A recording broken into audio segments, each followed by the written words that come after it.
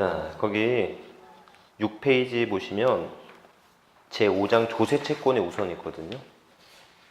가산세, 가산금은 나중에 보더라도 조세채권의 우선 한번 볼게요. 예, 마지막 장 바로 전.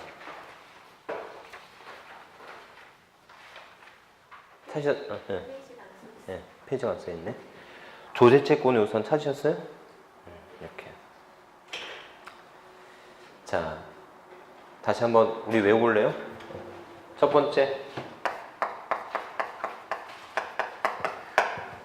물납 인정되는 조세. 국세 중에 상속세, 지방세 중에 재산세. 자, 두 번째, 자, 목적세 외워보세요. 국세 중에 목적세. 국세 중에 목적세. 교교농, 교통, 교육, 농어촌, 특별세. 지방세 중 목적세. 지지, 지방교육세, 지역자원, 시설세. 세 번째,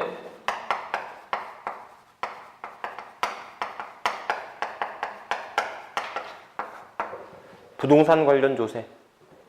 자, 취득, 보유, 처분에 모두 관련된 세금은 취득, 보유, 처분에 모두 관련된 세금은 농부, 농어촌 특별세, 부가가치세. 부동산의 취득과 보유에만 관련된 것으로서 처분에 관련되지 않은 세금은 지방교육세. 네. 부동산의 보유와 처분에만 관련된 세금으로서 취득에 관련되지 않는 세금은 지방소득세. 이거를 생각하고 이해하면서 문제 풀 시간이 없단 말이에요. 이거는 잠깐 이해 한번 하고 그 다음에 외워놓고 문제를 풀어야 되는 그런 문제가 있다라는 말이에요. 아셨죠? 이렇게. 그래서 여기까지가 우리가 첫 번째 시간에 배웠던 내용이었어요. 아셨죠? 자, 그러면 조세채권의 우선인데, 여러분들, 자, 이제 우리가 이제 세입자라고 한다면 내 보증금을 다른 채권으로부터 우선하게끔 할 수 있어야 될 거 아닙니까? 명실상부한 공인중개사 공부를 하고 있는데 내 보증금을 못 지켜. 공부를 왜 한 건지 모르겠네요. 이게 무슨 말인가 하면, 자, 지금부터 할 건 뭐냐면 이런 거.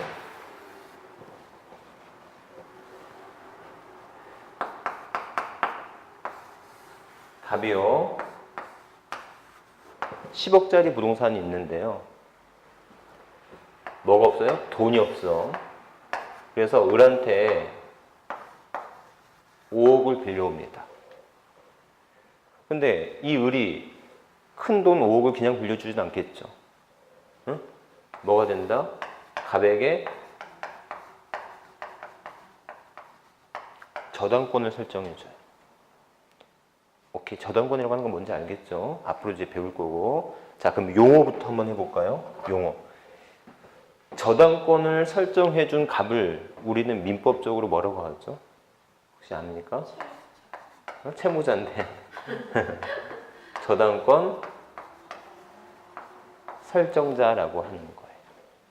저당권 설정자. 이 을을 누구라고 하죠? 저당권 관련돼서 저당권자라고 말을 합니다. 아셨죠? 그러면 이렇게 담보된 이 5억의 채권을 뭐라고 하냐면 얘를 우리는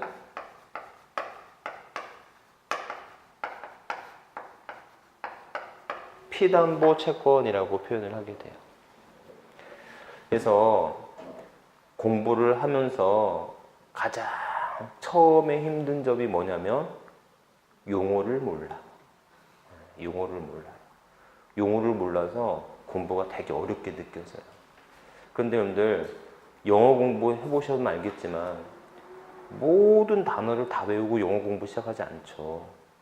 공부를 하다 보면 단어가 암기이 되고 그런 거지 않습니까? 무슨 말인지 아시죠? 저는 처음에 공부할 때 가장 힘든 점이 뭐냐면 용어가 생소해. 유익비가 뭔지, 필요비가 뭔지 이런 용어들 생전 듣는 용어들이 처음 나온단 말이에요. 근데 그거는 어쩔 수가 없이 시간이 해결을 해줘요.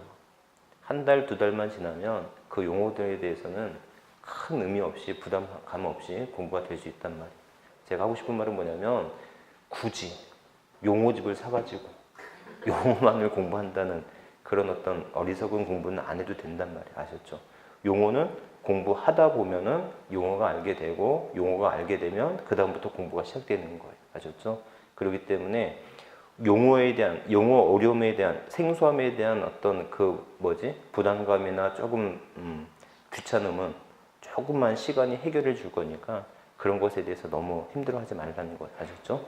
자, 어찌됐건 이렇게 이 을은 자기 어떤 채권을 확보할 수 있어요, 없어요?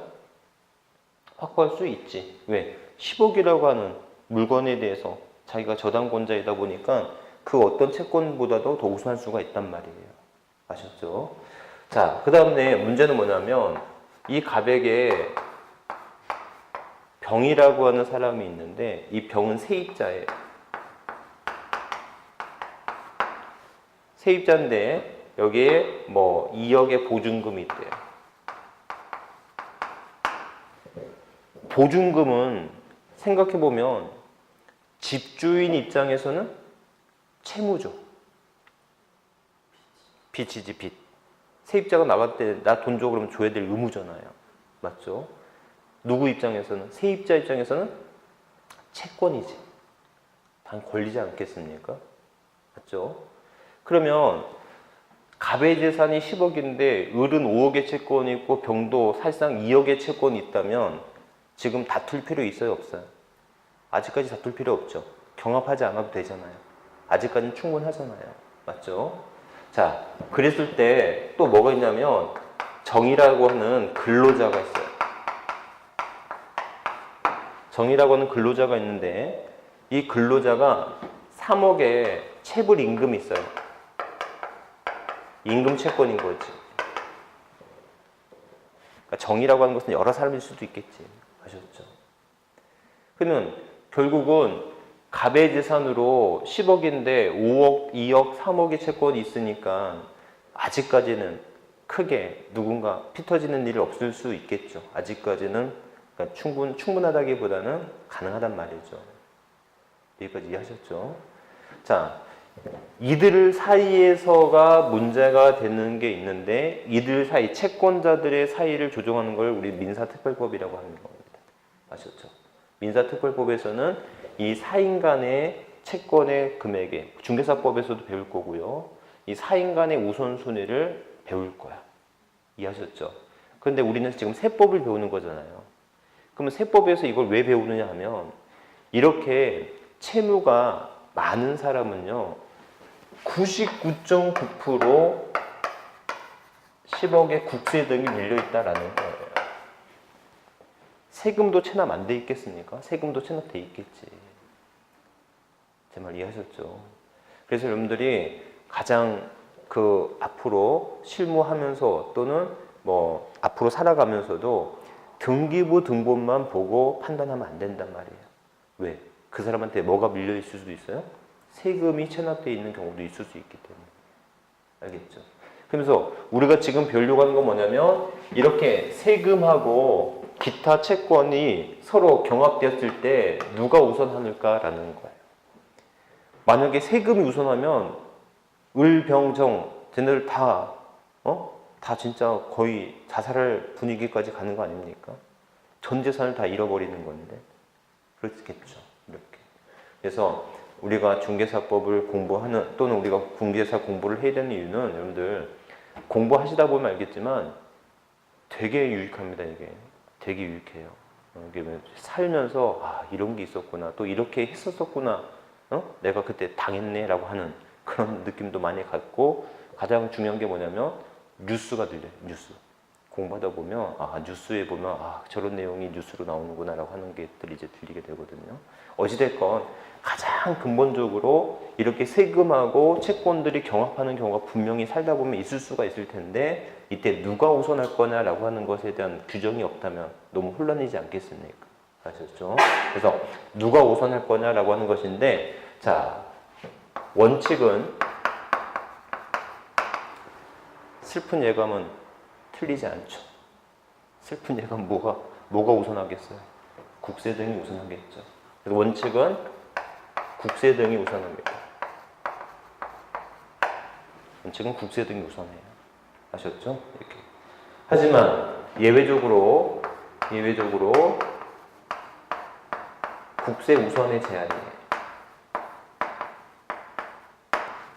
국세 우선의 제한. 그래서 뭐가 우선하지 않느냐, 뭐가 더 국세보다 세금이 우선하느냐라고 한다면, 여러분들 문제는 이제 어쩔 수 없이 경매가 개시가 되면 이 10억이 재산이 분배가 돼야 될 거 아닙니까? 분배를 배울 건데, 분배를 할 때 얘를 쪼개서 분배할 수는 없죠. 분배하려면 어떻게 해야 되죠? 얘를 현금화 시켜야 되겠지. 매각해야 될 거 아닙니까? 맞죠? 이렇게 매각에 소요되는 비용을 우리는 강제 집행 또는 체납 처분비라고 말합니다. 그러니까 여러분들 얘네가 뭐냐면 직접 경비예요.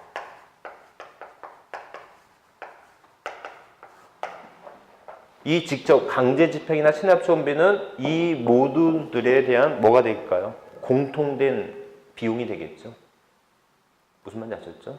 그래서 가장 우선순위는 뭐 된다? 강제 집행이고 또 하나는 체납 처분비입니다. 등 직접 비용이 우선한대. 이렇게 되는 거예요. 오케이? 이렇게. 자, 여기서 용어 정리 한번 해볼까요? 용어 정리.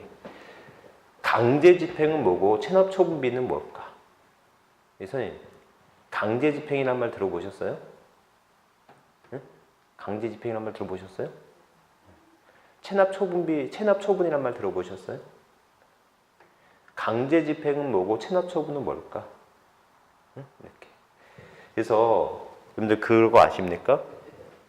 뭐냐면 채권자 자력 구제 금지예요. 그거 꼭 알아두세요. 채권자 자력 구제 금지야. 이게 무슨 말인가 하면 내가 돈을 빌려줬는데 선생님 돈을 안 갚아. 그럼 제가 직접 가서 때려가지고 강제적인 방법으로 돈 받아올 수 있어요? 없어요? 없어요. 안 돼요. 채권자 자력 구제 금지예요. 자력 구제. 자력으로 구제할 수가 없어.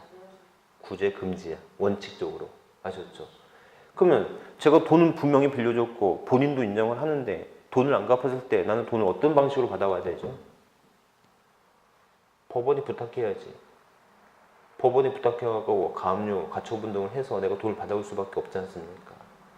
요렇게 하는 거를 강제 집행이라고 하는 거예요. 법원을 통해서 받는 것을 강제 집행이라고 하는 거예요. 아셨죠? 그런데 일정한 채권은 자력으로 구제가 가능해요. 자력으로 자기가 직접 압류할 수가 있어. 자기가 직접 압류해서 받아올 수가 있어. 이런 것을 우리는 체납 처분이라고 말을 하는 거예요. 그러니까 자력 구제가 금지가 됐기 때문에 법원을 통해서 채권 실행을 하는 것을 강제 집행, 스스로 직접 채권 실행을 하는 것을 체납 처분이라고 표현하는 거예요. 이렇게 체납 처분할 수 있는 채권이 두 가지가 있는데 하나는 조세고 하나는 공과금이라고 하는 거예요. 조세. 하나는 공과금. 그러니까 여러분들 세금 안 내면 어떻게 돼요? 자동차세 안 내봐. 안 내보셨어요? 자동차세 몇 개월 안 내버리면 어떻게 돼요? 번호판 영치에서 떼가버리죠. 그 자동차 압류하잖아요. 맞죠? 이걸 뭐라고 해요? 체납 처분이라고 하는 거예요. 이게 법원을 통해서 이루어지면 이걸 뭐라고 하고? 강제 집행이라고 말을 하는 거고. 건강보험료 안 내보셨어요? 건강보험료 안 내면 어떻게 돼요? 통장 바로 압류 들어와요. 맞죠? 그러니까 이걸 뭐라고 해요? 체납 처분이라고 말을 하는 거예요. 이해하셨죠? 이렇게 강제 집행하고 체납 처분에 소요되는 이런 직접 비용은 모든 채권자들의 채권보다도 가장 우선이 되는 공통된 비용이 돼야 되겠지. 이해하셨죠? 이게 두 번째, 자, 살릴 사람 살려줘야 돼. 살릴 사람 살려줘야 돼요. 누구 살려줘야 돼요? 세입자, 그 다음에 근로자. 근데 이들 모두 다 살려줄 수는 없고 최저 생계비 보장할 목적으로는 살려줘야 되겠죠. 그래서 자, 뭐가 있냐면 병 세입자 중에서 소액임차 보증금 중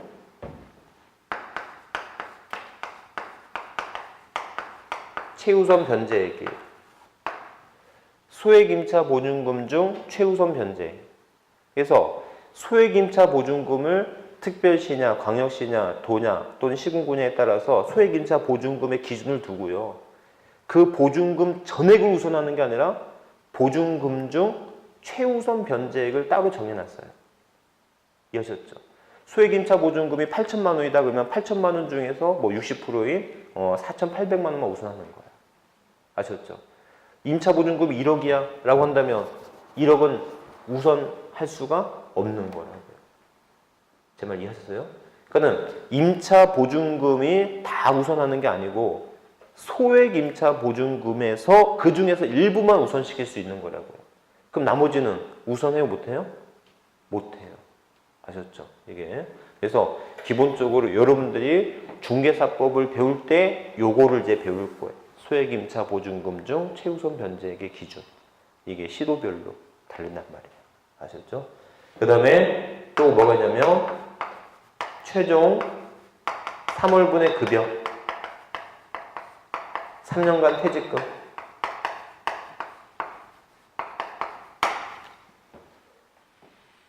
자, 기본적으로 5개월 체불된 상태에서 회사가 부도가 났어요. 그럼 내가 거기서 우선 받을 수 있는 것은 뭐다? 3개월치만 우선할 수 있는 거. 아셨죠? 나머지 2개월치는 우선할 수가 없게 되는.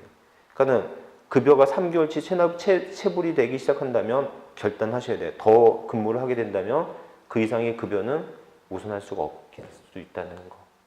아셨죠? 이렇게. 그래서 최종 3월분 기업 3년간 퇴직금 얘하고 얘는 동순이에요. 그러니까 이 사람들이 많으면 이 사람들조차도 전액이 다 충당할 수가 없는 또 사건들이 벌어지겠지. 아셨죠? 이게. 그 다음에 세 번째. 국세가 부과되기 전에 설정된 피담보 채권이에요.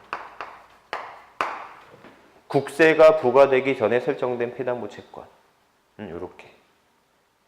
그래서 피담보 채권인데 피담보 채권이 세금이 부과되기 전에 설정된 피담보 채권은 우선하겠지만 세금이 부과된 이후의 피담보 채권은 우선할 수가 없다라는 거예요.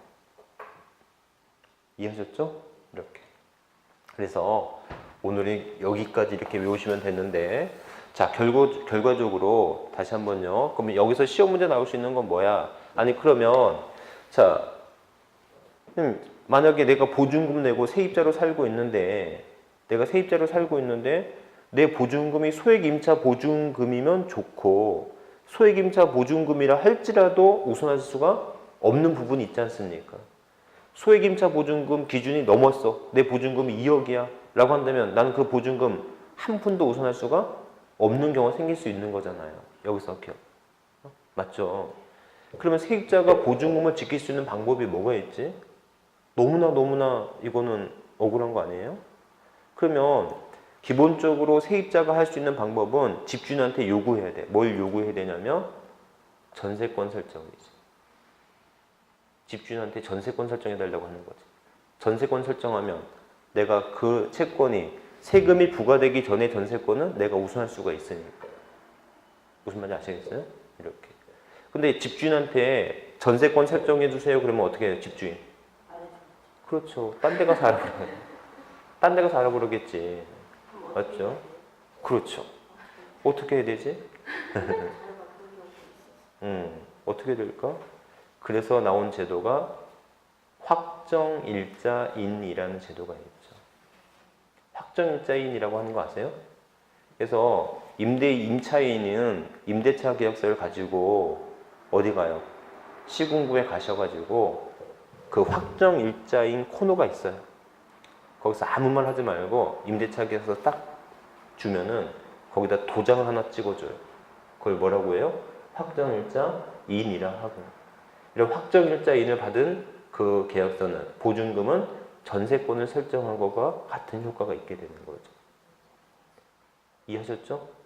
그러면 여기서 하나 중요한 거, 전세권 설정을 하거나 확정일자 이내에 의한 보증금은 국세 등이 항상 우선합니까? 왜요? 국세가 먼저 부과됐으면. 그렇죠. 국세가 우선하는 거죠. 맞죠? 아, 그러면 그것도 또 불안하네. 내가 기껏 해갖고 전세권이라든지 확정일자인을 받아둔 상태에서도 내 보증금이 우선할 수가 없는 문제가 또 생길 수 있잖아요. 맞죠? 그래서 또 중개사법에는 어떤 제도를 뒀냐면, 민법에서는 어떤 제도를 뒀냐면 대항력이라고 하는 제도를 뒀어요. 그러니까 내가 거기서 실제 거주하고 있었다면 기타 국세 등 뭐 나한테 대항력이 있어가지고 경매 공매를 받은 사람이 나한테 보증금을 주지 않는 이상 나를 쫓아낼 수가 없는 그런 또 제도가 생긴 겁니다. 아셨죠? 그러니까 그런 어떤 제도를 우리가 달리 배우게 되는 거고, 지금 여기서 배운 것은 만약에 공매나 경매가 개시가 됐을 때 채권의 분배 순위를 공부하고 있는 거예요. 제 말 이해하셨습니까? 지금 이 순위를 정해 놓은 것은 얘가 10억에 팔렸으면 또는 5억에 팔렸으면 또는 7억에 팔렸으면 7억을 누군가한테 분배를 해줘야 되는데 그 분배 순위를 우리는 공부를 하고 있는 거란 말이에요. 제 말 이해하셨죠? 이렇게. 그래서 기본적으로 이렇게 정도만 기억하시면 되는 거예요. 자, 그런데 다시 한번 그럼 우리 시험 문제 나올 수 있는 건 뭐냐면 마지막 페이지. 우리 시험 문제 나올 수 있는 것은 그겁니다. 자, 만약에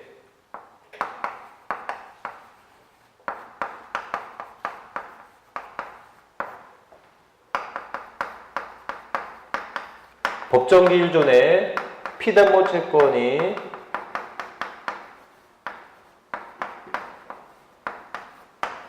설정된 경우라면, 다시 한번 결론을 얘기한다면 법정기일 전이라고 하는 것은 예를 들어 국세가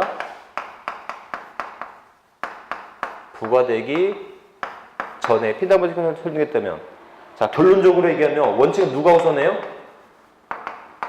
원칙은 피담보 채권이 국세, 가산금 우선하겠죠. 여기까지 오케이? 결론이에요, 결론. 그런데 거기 보다시피 예외적으로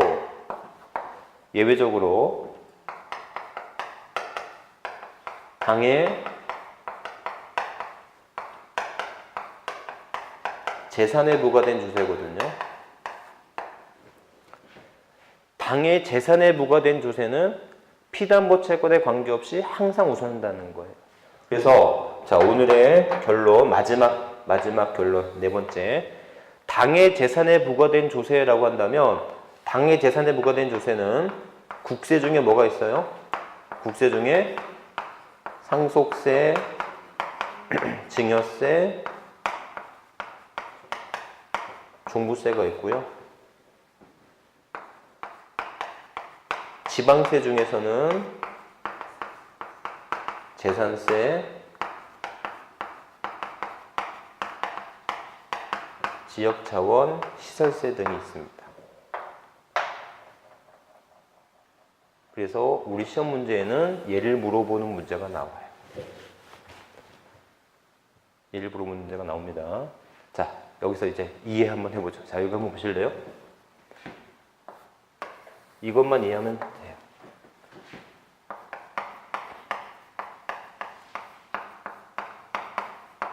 상속 개시가 이루어지면 무슨 세금 내죠? 상속세 내죠. 맞죠? 그러면 이 상속세의 법정기일이 도대체 언제야? 상속세의 법정기일은 언제냐면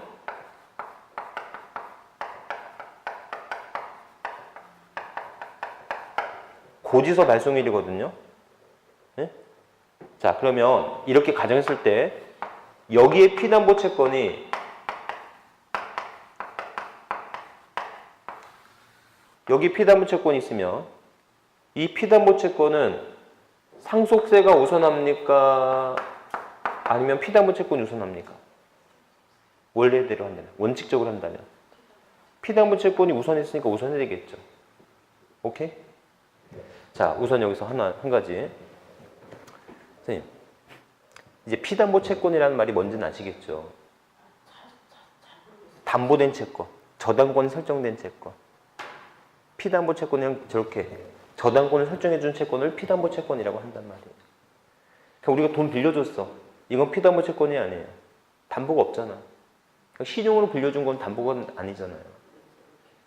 네. 그러면 일반 채권하고 피담보 채권하고 있으면 누가 우선하죠? 우리가 흔히 말하는 공시된 채권하고 공시되지 않은 채권하고 누가 우선할까요? 공시된 채권, 등기부에 기재가 되어 있는 채권이 우선한단 말이에요. 왜 그럴까요? 그래, 공시된 채권이 우선해야 되는 건 어느 정도 당연하다고 생각하는데 왜 그럴까? 왜 피담보 채권이 그러니까 등록이 돼 있어서 왜 우선하냔 말이에요. 왜 그러냐면 공시제도라고 하는 것은 나를 보호하기 위한 차원도 있지만 다른 채권자들의 예측 가능성을 침해하지 않기 때문에 내 채권을 우선시킬 수 있는 방법이에요. 제 말 이해하셨어요? 그러니까는 등기부 등본에 저당권자 누구라고 적혀있는 저당권 또는 채권 금액, 채권 최고액이 얼마 적혀 있다고 하는 순간 다른 사람들이 이 사람한테 돈 빌려주지 말아야 된다고 하는 사실을 인지할 수가 있잖아요. 이해하셨죠? 그렇죠. 그러니까는 공시라고 하는 제도는 나를 보호하기 위한 것도 있지만 다른 사람들의 예측 가능성을 침해하지 않는 거예요. 그래서 공시된 채권이 그렇지 않은 채권보다 우선시킬 수 있는 하나의 근거가 되는 거란 말이에요. 이해하셨죠? 중요한 건 뭐를 침해하지 않는다? 다른 사람들의 예측 가능성을 침해하지 않는단 말이죠. 오케이? 자, 그러면 보세요. 근데 상속세가 고지가 되기 전에 피담보 채권은 원래는 법정 기일 전에 설정했으니까 피담보 채권이 우선해야 되겠죠. 여기까지 이해하셨죠? 그런데 문제는 뭐냐면 여러분들이 채권자여도 상속이 개시가 됐으면 뭐가 부과될 거 예측할 수 있죠? 상속세 부과될 거 예측할 수 있어요? 없어요? 있어요. 맞죠? 여러분들 재산세나 종합부동산세나 지역자원시설세는 과세 기준일이라는 제도가 있어서 그해 6월 1일 날 지나면 재산세를 내야 될 의무가 생기는 거예요. 6월 1일 날 갖고 있었으면 그 이후에 팔았어도 그해 재산세는 누가 내야 돼? 6월 1일 날 갖고 있던 사람이 재산세를 내야 되는 거예요. 이걸 과세 기준일이라고 하거든요. 그러면 6월 1일이 지나서 재산세가 부과되기 전에 피담보 채권이 있다 할지라도 6월 1일 날 뭐가 부과될 거 예측할 수 있어요? 재산세나 종합부동산세 과세될 거 예측할 수 있다 없다? 있다라는 거예요. 선생님 이해하셨습니까? 결론적으로 말하면 이렇게 당의 재산에 부과된 조세라고 하는 것은요. 가만히 보면 다른 채권자들이 이런 세금이 있을 것이라고 하는 거 예측할 수 있다 없다? 있다라는 거예요. 충분히 객관적으로 입증할 수가 있다. 상속이 개시가 된 자산이야. 증여가 체결되었어. 과세 기준일 즉 6월 1일이 지났어. 그러면 그 세금이 아직 부과되지 않았다 할지라도 이 세금 등이 부과될 걸 뭐 할 수 있기에? 예측할 수 있기에 이때는 피담보 채권이 우선하는 게 아니라 뭐가 우선할 수 있다? 상속세 등이 우선할 수 있다라는 거예요. 제 말 이해하셨죠? 그래서 이런 세금들을 우리는 일명 뭐라고 부른다? 당의 재산에 부과된 조세라고 부르게 되는 거예요. 당의 재산에 부과된 조세, 국세 중에 뭐가 있어요? 국세 중에 상속세, 증여세, 종합부동산세. 지방세 중에 뭐가 있어요? 재산세와 지역, 자원, 시설세가 있다. 이렇게만 외우시면 된답니다. 아셨죠? 이렇게. 그래서 시험 문제 뭐가 나올 건가? 다시 한번 대충 이해하셨죠? 이해했으면 외우셔야 돼요. 이해했으면 외워야 돼요. 자, 당의 재산에 부과된 조세. 다른 채권자들의 예측 가능성을 침해하지 않는다라는 점에서 중요하고요. 그래서 국세 중에 뭐가 있어요? 상속세, 증여세, 종부세, 종합부동산세, 지방세 중에서 재산세와 지역 자원시세 등이 있다라는 거. 오케이? 이렇게. 자, 여기 보실래요? 그래서 여러분들 오늘 뭐 오리엔테이션인데 딱 4가지 외우고 가죠. 시험 문제 나올 수 있는 거. 그래서 당의 재산에 부과된 조세. 예? 당의 재산에 부과된 조세 있다라고 하는 것만 좀 눈여겨보시면 될 것 같아요. 아셨죠? 이렇게. 그래서 여러분들, 자, 오늘 뭐 첫날이지만 첫날도 아니고 그냥 오리엔테이션으로 공부를 강의를 한 날인데, 그래서 적어도 뭐 세법이 이런 과목이다라고 하는 것만 좀 알고 가시면 되겠고, 그래서 어떻게 시험 문제가 나올지는 우리가 공부하면서 다시 한번 정리를 할게요. 아셨죠? 여러분들, 제가 제 아들한테도 공부, 그러니까 하는 방법에 대해서 좀 한 게 있는데, 여러분들, 그 첫 번째 공부를 이제 시작하기로 마음 먹으셨다면, 그 다이소 같은 데 가면 초식에 있거든요. 네? 이 초식에 한번 공부해 주시는 것도 좋아요. 이게. 그래서 기본적으로 공부는 엉덩이가 받침이 돼야 됩니다. 기본적으로 진짜 머리가 뛰어나지 않는다면 어느 정도 공부 시간의 양이 필요하거든요. 그런데 우리 아들도 그렇고 다들 그렇지만 특징 중 하나가 뭐냐면 자기가 공부 되게 많이 했는 줄 알아. 공부 진짜 많이 했는 줄 알아요. 근데 막상 초시계로 자기가 순수 공부한 시간을 재보면요, 정말 깜짝 놀랍니다. 한 시간에 정말 하루 종일 공부를 하고 있어도 5시간 넘기는 건 거의 불가능하고 3시간만 견뎌도 되게 오래 공부한 거거든요. 아셨죠? 그러니까 처음에는 습관부터 먼저 한번 좀 들이는 것도 좋은 방법이다. 그러니까 자기 공부 시간을 내가 책상에 앉아서 누르고, 아셨죠? 일어날 때 누르고, 그다음에 일시 중지했다가 다시 공부할 때 다시 누르고, 커피 먹으러 나갈 때 다시 눌렀다가 이렇게 한번 해보잖아요. 그럼 내가 공부 시간이 정말 안 되는 거를 확연하게 느낄 수가 있거든요. 그러니까는 처음에는 어떻게 공부할까도 중요하지만 그 공부도 그러니까 함과 동시에 다시 한번 생각해보고 내가 공부 시간을 얼마 정도 하고 있을까라고 하는 것도, 좀 앉아 있는 것도, 이 습관을 먼저 들이는 것도 좀 중요한 방법이라고 생각하거든요. 아셨죠? 그러니까는 여러 가지 어떤 공부의 방법 또는 뭐 전술적인 방법 이런 것들은 같이 공부하면서 하도록 하고, 오늘은 여기까지. 아셨죠? 이렇게. 그래서 여기까지 하고 오늘 뭐 할 수만 있다면 4가지 외우셔야 하면 되고, 물론 다음 주나 다다음 주부터 다시 또 공부를 할 거니까 부담 갖지 마시고. 아셨죠? 세법이라고 하는 게 이런 과목이다 라고 하는 것만 알고 하시면 되겠습니다. 오늘 여기까지 할게요. 수고하셨습니다.